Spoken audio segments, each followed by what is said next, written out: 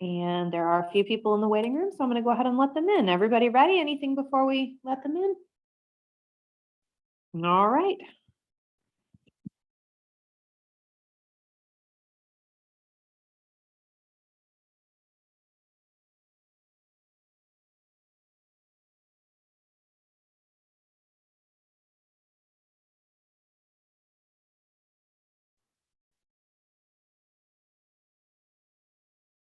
Welcome everyone. As you're connecting to audio, I'm going to give maybe another minute or so for some other folks to join us.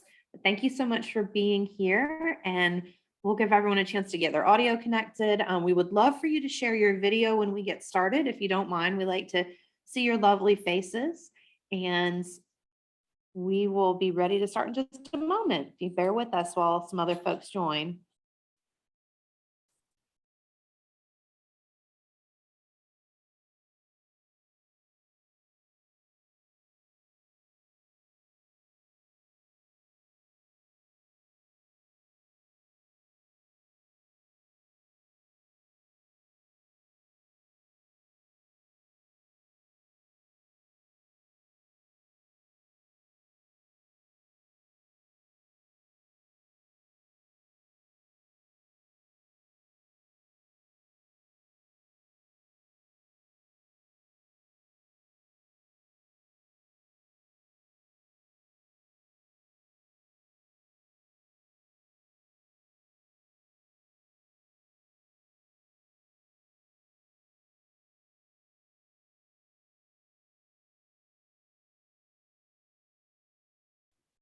Was needed. Welcome to those just joining us. I'm going to wait just another maybe minute to let everyone join in and get them in from the waiting room, and then we'll get started. You are in the right place if you are here for making a plan to vote.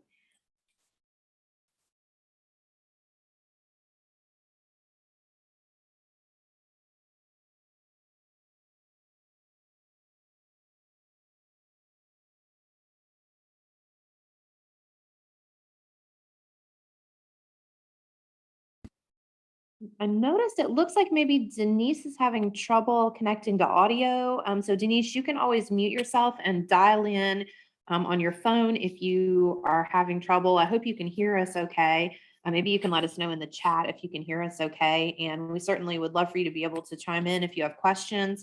So like I said, if you have trouble with your audio, sometimes if you sign out and come back in, that will help, or you can always dial in with a phone as well. Well, everyone's time is very valuable. And so we want to be able to get right down to business and make sure that we can cover everything today that we want to. So again, thank you for being here. My name is Sarah Ballard with South Carolina Women in Leadership, and we are here for making a plan to vote. So thank you for being proactive. We're excited about the information that we're going to have for everyone today. We encourage you to get to know your fellow attendees during the session. So feel free to ask questions, make comments. If you're not familiar with Zoom, if you hover over your screen, it's going to give you a menu bar at the bottom where you'll see a chat icon. And when you click on the chat icon, that gives you the opportunity to send a message to everyone or to someone individually. Please, throughout the presentation, feel free to put comments in. We may hold questions for the end. Kind of depends on what the questions are, but it tends to keep us on track if we hold those to the end. So I will pull those aside and make sure that they get brought up at the end. And you're welcome to raise a hand or chime in if you do have something that you feel like is important that needs to be addressed immediately. I'll be watching for those things. So again, thank you for being here. I'm going to briefly introduce our presenter, Guadalupe Gonzalez. She's with All In Together. And Elizabeth Stribling, who is with South Carolina Women in Leadership, is going to jump in for the voting, South Carolina specific voting part of things. For those of you that are just joining in, again, thank you so much for being here. We'll continue to let people in from the waiting room as the training goes through. And I will go ahead and share a link for the slide deck. There are a number of links for information to check, check your status of your voter registration or to get locations if you do need to register. So I will drop that into the chat, save that link so that you can reference it after. Certainly we'll have the presentation on the screen as well. Guadalupe, if you want to share that presentation, that would be fantastic. And I will put the link in the chat and let you get started. So thank you for being here today. Sarah, actually, can you put the presentation? I don't think I have it in the PDF. Yeah, sure, thank you. absolutely. Thank So you. presentation is gonna go to everyone in the chat. There's a link, and then let me share my screen.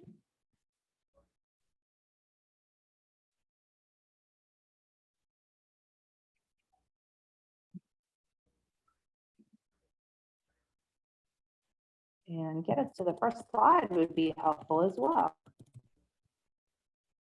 There we go. Can everyone see this presentation okay? Let me know if not. Perfect. All right, very good. All right, take it away. Thank you so much. Okay, perfect. So welcome everyone to this workshop. As Sarah mentioned, my name is Guadalupe Gonzalez. I'm the Community Engagement Manager for Rolling Together. And today we're going to talk about how to make a plan to vote. Specifically for South Carolina, we're going to give some tips, some advice regarding what are the steps or the requirements that you need to vote for the next election. And we're also going to mention the importance of local elections, which are like incredibly important. And you can actually make a big difference here because there's not a lot of people going to vote for local elections. So can I do the next? Oh yeah, agenda. So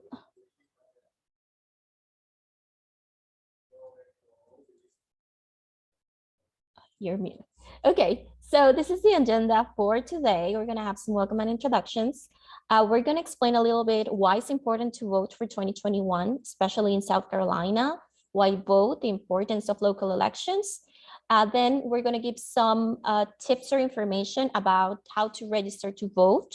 If you're eligible, who's eligible, how to register to vote, and if you're already registered, how to update your registration, right?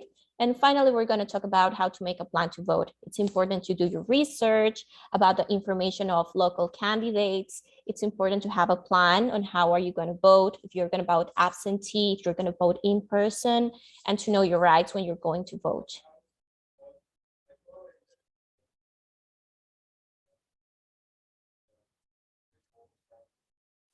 Just a little bit of our missions from the part of Rolling Together.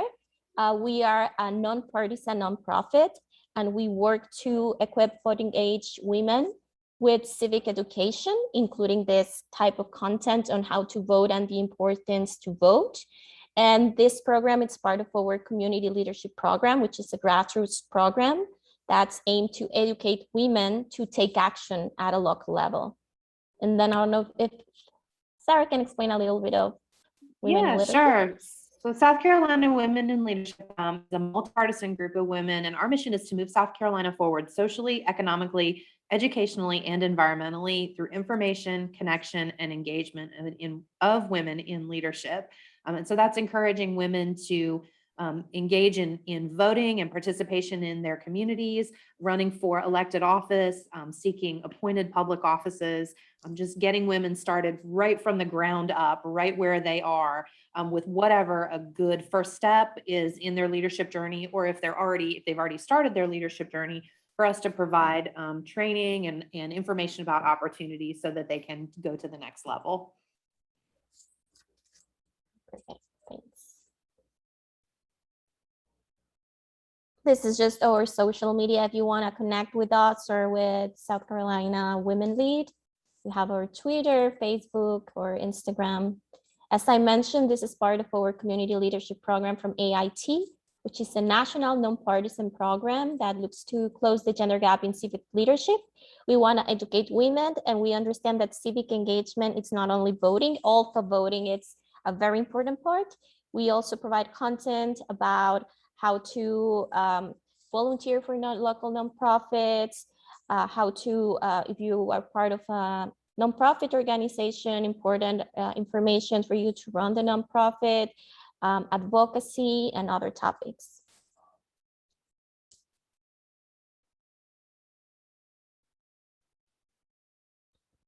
The facilitators, I already introduced myself. My name is Guadalupe Gonzalez. I'm the Community Engagement Volunteer Manager for Rolling Together. And I lead the community leadership program and facilitate some of this content. Some community agreements. Please be present. Try to have your video on to participate, to engage.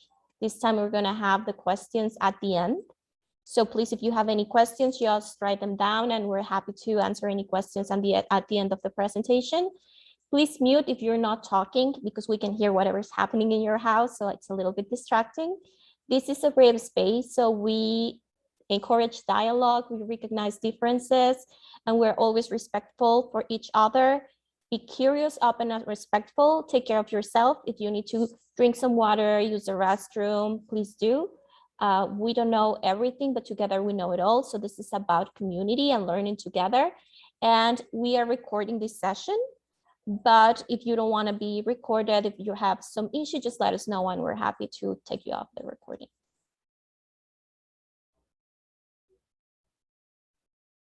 Okay, this is just an introduction, 2021. It's just like a little bit remembering the last year was a little bit challenging, and we kind of recognize for all those challenges that we're part of a bigger community. We for sure need to engage, we need to collaborate to overcome all the challenges that we had last year, and we're still struggling a little bit this year. So 2021 give us the opportunity to make a positive change, to build a better future. Voting, it's a great way of doing this at the local level, at the national level, and it's also a way to kind of understand what are the challenges that you're having, what are the challenges that your community is having, and to make your voice count so you can elect people that actually represent you and can take action towards what you are looking for.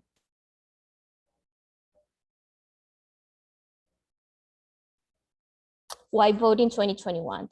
Well, here are just some ideas that we have, but these are not only the only ideas. There are like a lot of reasons of why we need to vote in 2021. If you're a parent and you're concerned about your children's future, vote. Why? Because your children can't vote, but all the policies affect them. Education, health, environment, all these policies affect your children, but they can vote. You can vote, so you should vote for them. If you have family or friends who are not eligible to vote, vote. There's a lot of people who are either immigrants, they are green card holders, who are incarcerated, who are underserved groups, and they can't vote. So if you can vote for them, if you can represent them and choose the kind of policies that will support them, then please go and vote. If you're a person of color or you belong to an underrepresented group, please go and vote, including Black, Latino, naturalized immigrants, other minorities. These groups tend to be less engaged and tend to have more challenges when they go and vote. So if you're part of these groups and you can vote, you should go and vote. If you're a woman, you should for sure vote. We didn't get the right to vote until 2020. So it's not only a right, it's a privilege for us to have this. So there were decades where women were not able to vote, and now we can. So we should go and vote. And just if you can vote, you should go and vote. It's a right, it's a privilege, and it's a very important civic duty. You should vote and you should encourage other people to go and vote.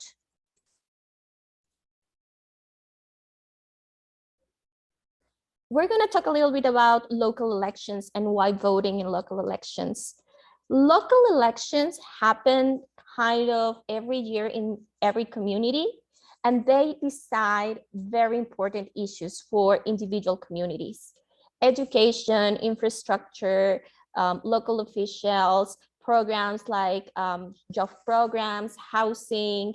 These elections are more accessible than federal elections. It seems like everyone, usually it's focused on the federal level and presidential elections, but local elections determine a lot of things about your community and your immediate life.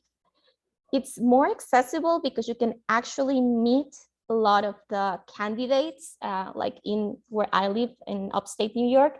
They had a meeting here in a local restaurant where all the candidates were meeting to greet people, to talk with people, to share their interests. So it was very easy for me just to go and talk to them and share what were my concerns and to hear from them. That may not happen so easily at a federal level. So at the local level, you're able to actually go meet, talk to your local candidates and hear from them, also to share your concerns. And also it's a little bit more of accountability. It's easier at a local level to go, and whenever that person was elected, you go and you can say, well, we talked about this, you remember me, I remember you, this was my issue, what's going up with this, right? It's much easier to get a meeting at a local level. So also generally the turnout, it's lower for local elections than federal elections. So if you go and vote, that can actually make a difference. Maybe at a federal level, it's decided by thousands of votes, but at a local level, it can even be like 10 votes, right? So it's very important that you go and vote, and it's much more accessible and much more easier to engage at a local level.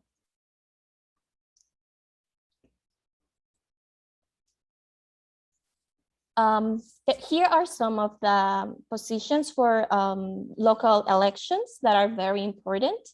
For instance, the mayor or the city manager, which is the elected executive, and it's responsible for the city's daily operations. So if you're worried about something happening in your city, this is the person that's in charge of that. For instance, they introduce new laws. They also manage the budget. So if there's an initiative you're working in, if you're part of a non-for-profit group, if you want some money for some improvement in your street or in your community, this is the person you should go to because he's in charge of the budget. And this is a person who would like allocate the different amounts to different projects. They also manage a lot of important programs such as job programs, transportation, parks, libraries. If let's say you have kids and you want to use the space for a community park or a community garden, you need money and you need to get or to understand the program that deals with this, and you should go to the mayor or the staff of the mayor to talk about all these things. Another important position is the city council, which is kind of the legislative branch, but at a local level. They have the final vote in creating laws and approving the city budget. And they work with the mayor to propose legislation, or they have their own laws. They have also power to select some heads of or council members. They can decide who's gonna lead some departments, or they can also allocate some funds for different initiatives.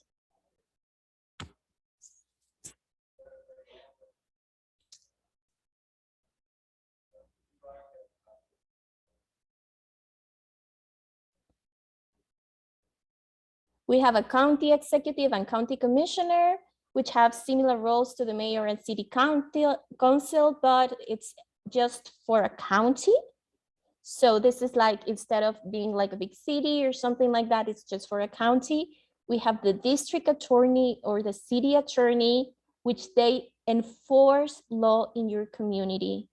So they investigate and bring issues to trial. They prosecute criminal offenses. So these are the people who are in charge of all the law and the regulations and enforcing law in your community. And another very important position is the school board, which is the link between the classroom and the community. So this school board decide what are kids going to learn, what kind of policies are going to be implemented in the school, what kind of curriculums the teachers are going to give, what will be the budget for the school district, if there will be funding for programs such as music, sports, when the school calendar starts and ends. So for instance, right now with all the situation with COVID, these are the people who are in charge of saying this is when the school is going to start, this is when it's going to end, these are the measures that we're going to take. If we're having in-person classes, remote classes. So it's very important, especially if you have kids or if you're interested in children in your community. This is a very important position that it's also a local position. So voting in South Carolina for 2021. Why make a plan to vote? Okay, so it seems like it would be like super easy. I know how to vote. I have an idea. I'll just go and vote and that's it. But there can be many barriers to accessing the ballot box. Some states are changing their requirements to vote.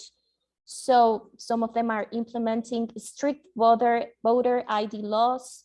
Some states are taking away polling places.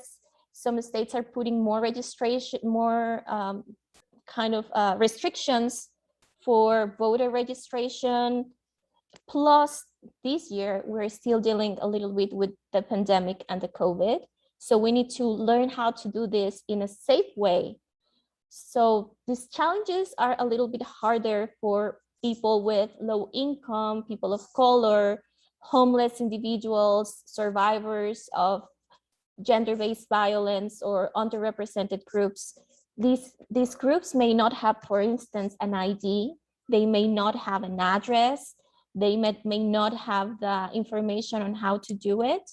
So it's very important to make a plan so you can do it in a safe and easy way, and you can also help other people to go and vote.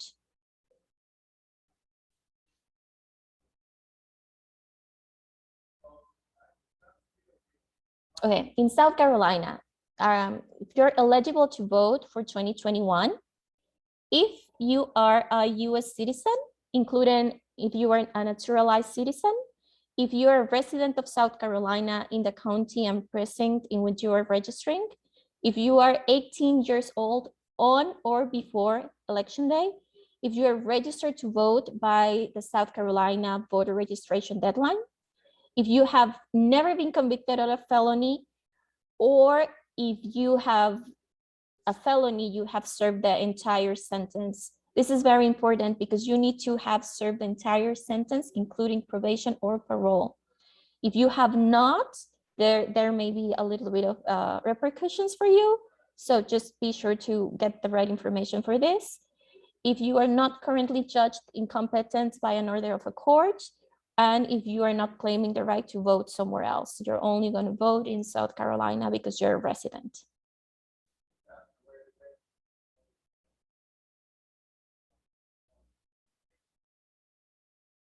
You are not eligible to vote if you're a non-citizen, included if you're undocumented, or if you have a non-immigrant visa.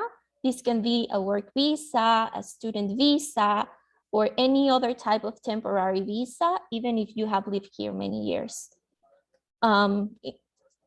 This includes also green card holders. If you were convicted of a felony and you have not served the entire sentence, as I mentioned, and some people who may be mentally incapacitated. But if you're not able to vote, you can still share important information to vote with your family, because you may have friends or family who are able to vote. So this information is very relevant. Even if you can't do it, you should encourage your partner, your friends, people in your church, I don't know, other parents in your school to do this. So now we're going to check how to register to vote, to check your voter registration, and to update your voter registration.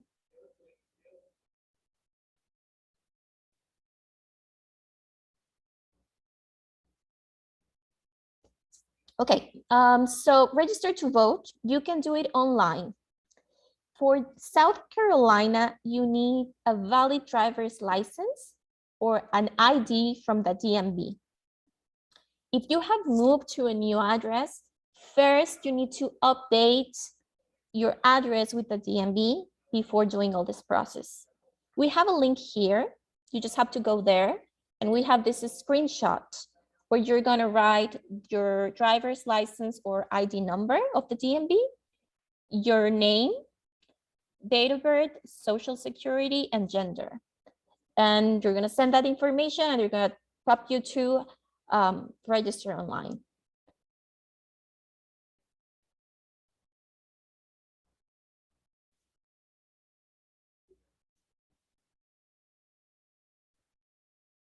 You can also register by mail, by email, or by fax. There is a voter registration form for South Carolina, which we can see here. It's a little bit, we can see it here. You have to download this voter registration form. You have to complete it, and you have to return it to your county board of voter registration. You can do this by mail, fax, or email. And we have here the link. If you want to download this, you have to fill it and you have to send it.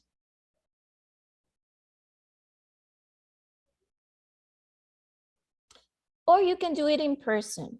You can visit your county board of voter registration, which we have the link of some places where you can go, and you can do it in person. Or there are other agencies that are also offering this service. Here we have a list of them, and they are providing voter registration under the National Voter Registration Act. So maybe you cannot go to your county board, but you have, let's see, a Department of Social Services near you, or there's Department of Motor Vehicles, or Commission for the Blind. That would be more challenging, but they have like different agencies where you can go and you can also register to vote there in person.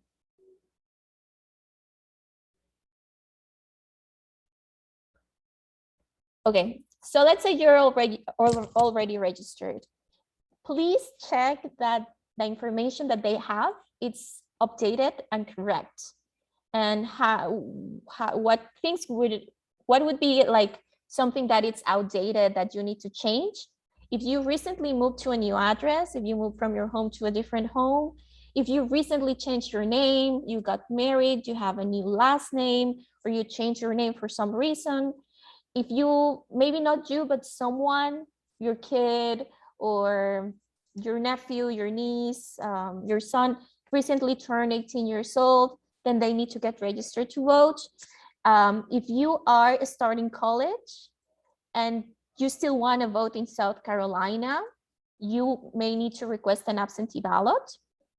And if you are living overseas.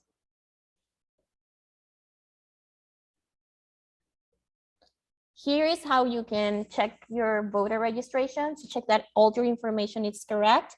We have the link here, and you have to give your information: county, first name, last name, date of birth, and social security.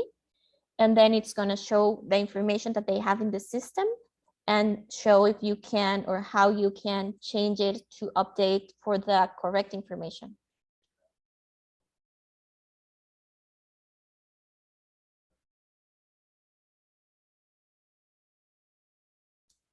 So to update your information, if you see that there's something that's not okay that you need to change, you can do it by submitting an online voter registration form.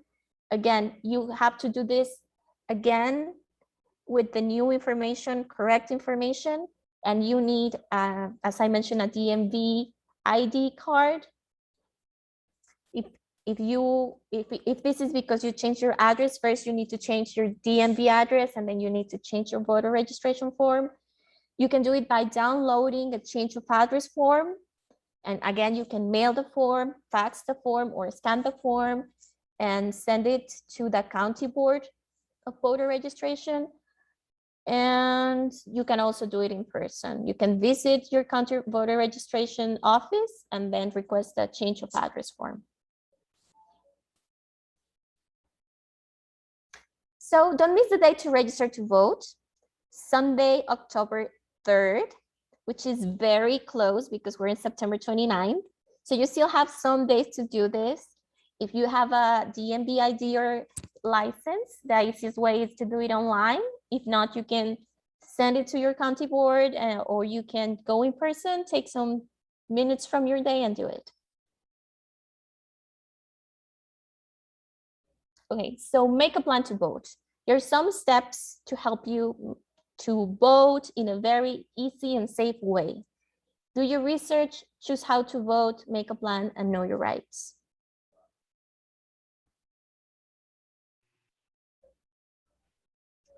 Okay, so I'm gonna let Elizabeth explain this slide. Hi, everybody. I'm Elizabeth Stribling. I'm with South Carolina Women in Leadership, and I wanted to share some information about upcoming elections. I've done a little bit of research for you to sort of help you in what's happening in October and November. So I have to admit, I've always voted in the big elections since I've been 18, but I'm not sure I voted in every special election or midterm election. And I think maybe I didn't feel informed, so that's why I didn't do it. But truthfully, it's because that information wasn't handed to me on a silver platter like the congressional or presidential elections are. So it really does take the effort to go and do the next step. But the more I've worked with South Carolina women in leadership and in South Carolina politics in general, I just see how super crucial it is to always vote local. The turnout is so low that only a few voices are steering the wheel in all these decisions that affect us all the time. So as Guadalupe said, you've got to be registered, but also stay registered all year long, because there's almost every month there's an opportunity for a certain part of South Carolina to vote. There's county and city and town and school board elections that are happening year round. So I always thought every 4 years, every 2 years, but there's way more opportunities to make your voice heard. So in October alone, for example, there's the 5th, the 12th, the 19th, and the 26th. Every Tuesday this month, there's some opportunity to vote depending on where you live. For example, the city of Rock Hill has a special election. There's several school board elections in Lexington, Richland, and Lawrence counties. And as Guadalupe said, and as we see in the news almost every day, the school boards are have so much power and control a lot of what happens in our state. So those are coming up really soon. The link on here to scvotes.gov. And again, you'll get this. You'll be able to click on this link when you get an email from us or go to SC WIL's website. It has an elections calendar. It's about 14 pages. It's kind of overwhelming, but you can look by date or by county to see what's available to you. So that's coming up in October. And then in November, the general election is about 7 pages of county opportunities for you to vote. So every county has either a town, city, or school board or a referendum that needs your attention. So again, this does require the extra step, because at first you have to figure out what a city council member actually does. And thank you, Guadalupe, for showing us that, because I wasn't sure about all the things that they can control. And then you also have to find out who these candidates are, because rarely is this information communicated to the general public. So it takes a little bit of effort, but it's definitely worth it. So I put close calls on here because as I was looking into municipal elections, I found that the turnout is shockingly low at some of these. And I thought, like, if I brought all of my cousins, I have a big family, to vote on some of these, I could have steered the election a certain way. So to give you an example, I'm on James Allen, but the city council in Foley in 2020, they won by 15 votes. A small city, Mullins, South Carolina, there was a council district that was won by 2 votes. And in Georgetown, there's a school board position that had about 20 vote difference between first and second. And then I also saw in Greenwood in 2020, there was a special election. I couldn't find exactly what it was for, but if you're from Greenwood, maybe you remember this. The vote day was December 22nd, which is a terrible day to ask people to go vote. 347 people were registered to vote and 13 showed up total. One candidate got 7 votes and the next candidate got 6 votes. So it does matter if you come and you bring your cousins. I can bring all my cousins, you can bring your family to these local elections. I think, you know, the national landscape gets so much attention, but this is where we live, and this is like every day we see how these elections matter. So another thing about voting in South Carolina is that we're definitely not representative in terms of gender. So women provide a unique perspective for local elections, and we think that they should represent us based on the number of population. And right now, South Carolina falls really short. We just got a D on our report card for gender parity. And so to that end, we have a municipal candidate database that has all the women who are running for those positions to the best we could find. There's so many municipal elections going on, so we update it all the time. But if you click on this link, you can find all these women who know their communities well, know their schools, you know, how we manage it all. So if you want to find these great women who are running, you can check out our database. And then I added some additional resources. Vote 411 is, you could just Google Vote 411. It should have put the link on there, but and hit South Carolina. It has a great screen that shows every election coming up and dates for those elections. The South Carolina Election Commission is really handy and easy to use as well. And then SC WIL has voter alerts. So if you want to get updates on things that are happening for voting and for the redistricting process coming up as well. So lots of resources for you. You can come out in October and definitely come out in November. Thank y'all.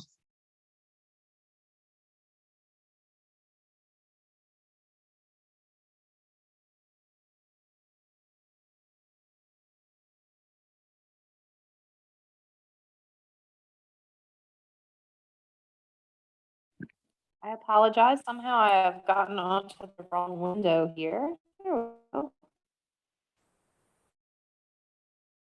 Guadalupe, I'll throw it back. Okay, thank you. So thank you, Elizabeth, for all that information. It was very interesting, especially how a few votes can make a difference at a local level. It's like really interesting. As you said, just bring your whole family. I have a lot of friends, family members, and you can like, yeah.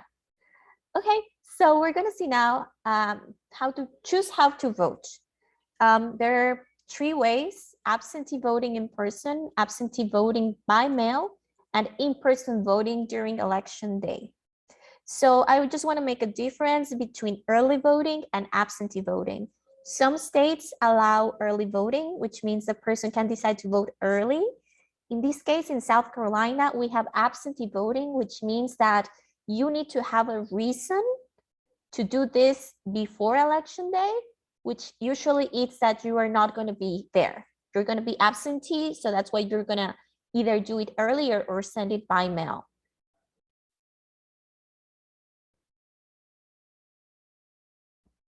ID requirements for South Carolina. So when you go and vote, or when you're filling your ballot for absentee voting, they are going to require you to show a valid photo ID. These are some of the IDs that they are accepting. They include the South Carolina driver's license. You can also have the standard license or the real ID. The South Carolina Department of Motor Vehicles ID card. You can have an ID. If you don't have a license, they can still give you an ID. You can get a voter registration card with photo. If you are a part of the Army, you can have a federal military ID, including your Veterans Affairs Benefits card, or you can show a US passport. If you don't have any of these photos IDs for some reason, you can get a photo ID from your county voter registration and elections office at your local DMV office.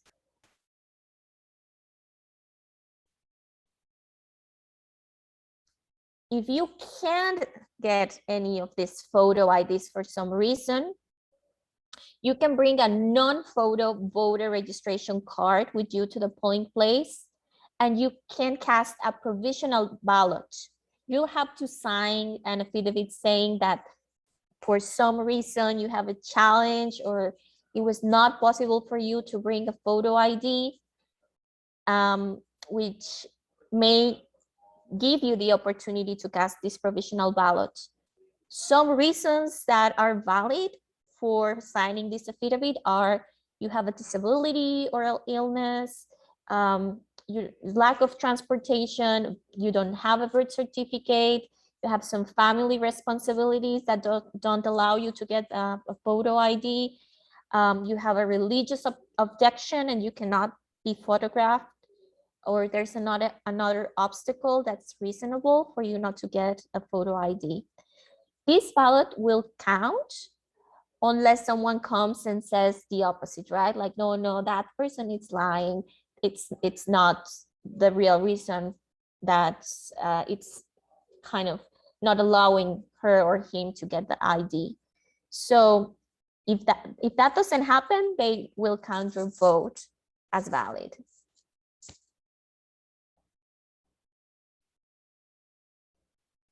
Okay, so let's start with the types of how you can vote. Absentee voting. It's when a person casts a vote who may be absent or it's absent from their usual voting district. It may be because he's ill, because he's not in state, and we have here some of the reasons. because he's a member of the armed force, and then he's not going to be there because a person is physically disabled, it's sick, it's injured, and that person cannot go to vote in person because he's a student that's attending a school outside of the county of residence, outside of South Carolina.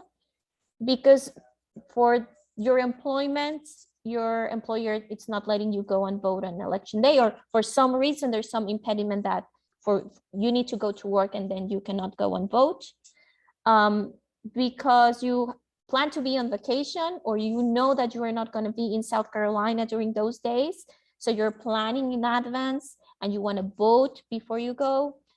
You're in a hospital, you are dealing with a death or a funeral during or a little bit before the election day, because you are confined to jail or pre-trial facility, because you're sick, disabled, because you are a poll watcher, a poll manager, or you're working as an election official during the election day, or because you are 65 or older.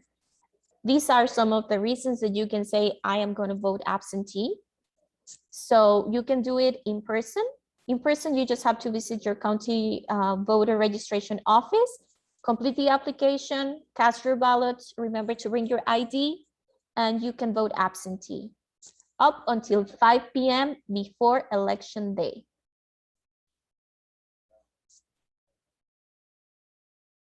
You can also vote absentee by mail. You need to request an absentee ballot. You can get the application online, and we have the links here. Or you can call or email them, your county voter registration office, and they will send you, or they will mail you an application. You have to complete, sign, and return the application to your county voter registration office as soon as possible. It says return your application at least 2 weeks before election day. And you're gonna get your, can we go back? It's fine. Go back. Okay, yeah. Then you're requesting an absentee ballot. So this is for requesting the ballot. Then you're gonna receive your absentee ballot in the mail, and you're gonna vote, and then you're gonna return the ballot to your voter registration office.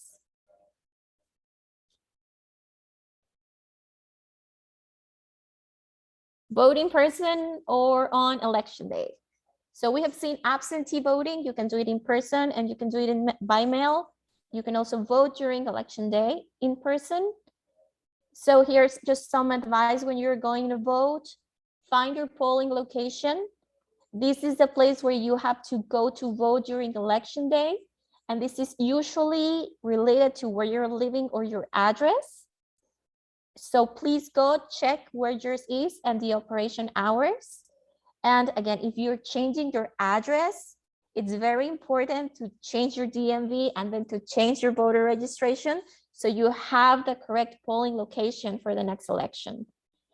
So here, you're expected to vote at the polling place you have been assigned. So if you go to another polling place, maybe they're going to tell you, no, you have to go where you were assigned. You have to bring the right ID required to vote. We already talked about that. Plan your day. So if you know that you're going to vote, plan what time you're going to vote. Let your employer know that you're taking some time to go and vote. If you have kids, figure out childcare, someone who takes care of them while you're voting. Find how to commute to the place. You have to take a train, you have to drive. Be prepared. There were very long lines last year, especially also in local elections. So be prepared if you need to spend long time in the line. You can bring a snack, you can bring some water. If you are taking medicines, please bring your medicines. Just be prepared to be there for some time.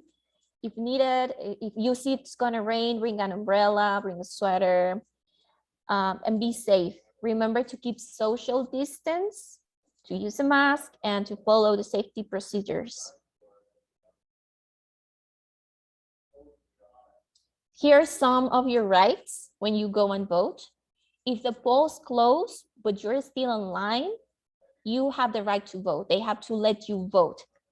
Maybe new people who's coming into the line, they are not going to be allowed, or if you were in line, they have to let you vote. If you make a mistake in your ballot, you don't have to cast that ballot. You can ask for a new one, and then you can correct your mistake and then go and cast your ballot. If the machines are down, which is what happened last year in some places, you can ask for a paper ballot. If you have any problems or questions during election day, you can call these lines, which is the Election Protection Hotline. And they can provide service in English, Spanish, Arabic, and other languages. And that's it. Support South Carolina Women in Leadership and AIT's Get Out the Vote campaign. Invite other people to vote. We're gonna have another small workshop in how to engage your community to go and vote and how to help them to make a plan to vote. So I see here just one question. How do I find my polling place? We have the link. Yes, you saw we have the link in the deck, and you can access this. Where Sarah, where can they access the deck? Yeah, I am. I just need to stop sharing my screen, and then I'm going to drop the link to the deck in the chat again, or if you scroll up into the chat, I know I'm not sure if you'll be able to see the chat from earlier if you joined a little late. So there's the link to the deck, which has all the hyperlinks to all of the different places for information. Yeah, so if you can review the deck again, and you'll see all the links. You can just like click, and they'll get you to hyperlink. They'll get you to the web page for all the information that we're giving here. So I think that's all from my part. Yeah, excellent. And I mean, if anyone has any questions that they'd like to ask, rather than putting them in the chat, we would be happy to answer them now.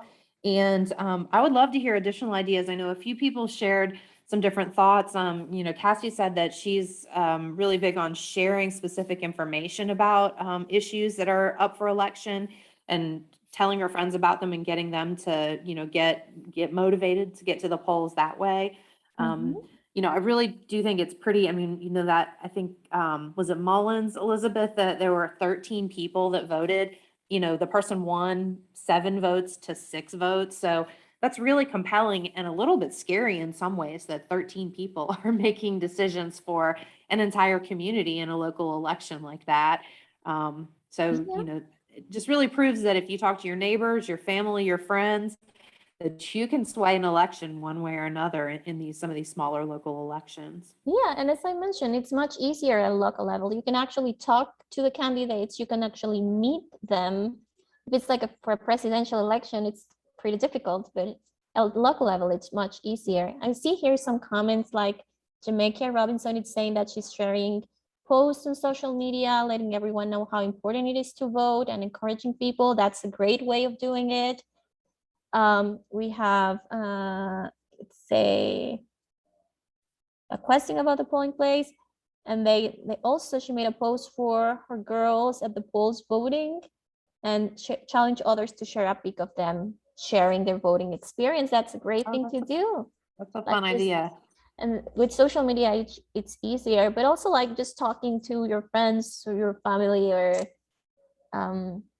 well, and Guadalupe, you mentioned, you know, letting your workplace know that you are going to be voting and when you're going to be gone. Are they is your employer required to allow you to leave work to vote? Depends on each state. I'm not sure for South Carolina. I can send that information. Some states, they are required, others, I'm not sure. Sure. Well, the polls are open 7 to 7. So, you know, if that's something that you feel like is going to be a concern for you to get away from work, you know, that's a fairly long time window. And if you can go before or after work. And again, just reiterating, if you're in line at, you know, before 7 o'clock, then they have to let you vote. So even if it's going to be cutting it close for you, you know, as long as you're there, you know, you're in line. And maybe this is for the next workshop, but you can also support other people. Like, if you know they have issues with childcare, maybe you can take care of the kids for an hour. If you have a car and you can take some people to vote with you in a safe way, right? You can do that. So just like, you know, working as a team to to vote. And I always kind of make it a field trip. And you know, it depends on how old your kids are and what you can handle and how many kids you have. But I've always taken my kids with me so that they can see the process, so that they can stand in line, so that they can, you know, go up to the machine and see what that looks like. So I think that that's something. Don't feel like you know, no one's going to tell you can't vote because your kids are with you. Yes, I said, Cassie says I used to go with my mom. Yes, let's make it like a family activity. I remember we used to go vote, and then we'll go and have some breakfast together as a family. Or if it was late, we'll have some like dinner. So just make it like also like a fun activity. We have Erin. Yes, I just wanted to chime in that in South Carolina, there's currently no state law that employers must give their employees time off to vote. So they recommend voting absentee before the election if you need to work that day. But if that's something that you feel strongly about, you could always contact your state legislature and say, you know, we'd really like time off to vote policies at a state level. Thanks, Erin. We have, let's see two hands here. No. Oh, no, yeah. And like what we were saying, either that you can vote absentee if you have to go and work, that was one of the reasons. And you can vote absentee by mail, or you can vote early if someone in your job is telling you cannot go and take some time to vote. That's absolutely fine. Very good. Well, thank you so much, Guadalupe, Elizabeth, excellent information. Please feel free to share the information or the slide deck with other folks that you think could benefit from the information. If you have any questions, you can reach us at events@scwomenlead.net, and we'll be sure to get back to you. And as she mentioned, we do have a training plan for October the 13th, mobilizing your community to vote. And so we hope you'll join us, and all of you are, I'm sure, receiving Women in Leadership emails, and we'll be sending links out with our WIL Weekly newsletter next week, or if you happen to still have them in your inbox, there was information in our WIL Weekly this week, and we did send a voting email out on Monday as well of this week. So thank you again for all for joining us today, and make sure you get out there and vote. Thank you, everyone.